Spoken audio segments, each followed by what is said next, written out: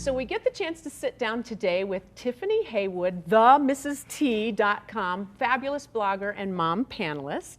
Thank you for sitting down with us. Thank you. And it's Veterans Day week, so we're talking about all of the fabulous things that our service and military folks do for us in this country, and you are part of a military family. Yes, I am. So we wanted to take the chance to say thank you, first of all, for all that you do and your husband does for our country. Retired military now. Yes. So tell us a little bit about your story, being in the military. What is your story of that? My husband and I were married maybe a year, and he decided to re-enlist. He had already served and finished his first stint in the military, but he decided to re-enlist, and we moved down to North Carolina, and he was sent to Hawaii for his basic training to go back in. And he actually lived in Hawaii for maybe 6 months without us, and then I went and moved with him, but the trick to it was I was actually about 8 months pregnant, and I had to do that move and the trip and everything by myself. You flew. I flew 15 hours, 3 flights with a 2-year-old, a 10-year-old, and an 8-month belly. Yeah, fabulous. It was awesome. I can't wait to do it again. Right?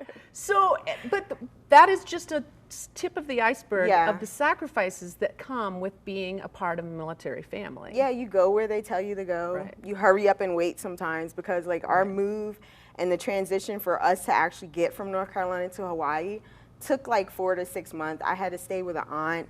It was a little crazy, but you just have to do it because it's a sacrifice you make. A deployment for the Army was about 15 months. Oh my God. So once we moved to Hawaii, I was pregnant at that time, and he had a few months before his deployment. So I did have my second daughter while we were there, and it was fine. He was there, but he left when she was about 3 or 4 months. So I moved back home to North Carolina with family because I knew no one in Hawaii. Right. And after the 15 months, we went back to Hawaii because it's a 3-year station. So we went back for that final year. It was hard, but you get through it. You figure out ways. We had daddy dolls.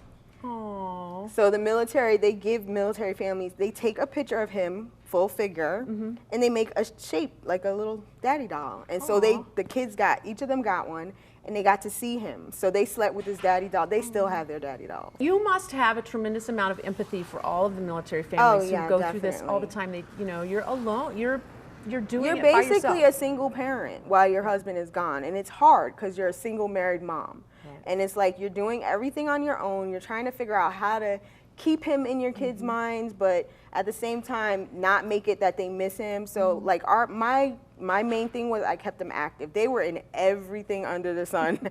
Dance, karate, art classes. Like we were doing something all the time just to keep them active and to keep their minds off the fact that he was gone. Thank you. And thank you to your husband and to your whole family, because it's a family endeavor. It's not just the one that's over there. Everybody else is the support system. So thank you for that. Thank you for having me. You betcha.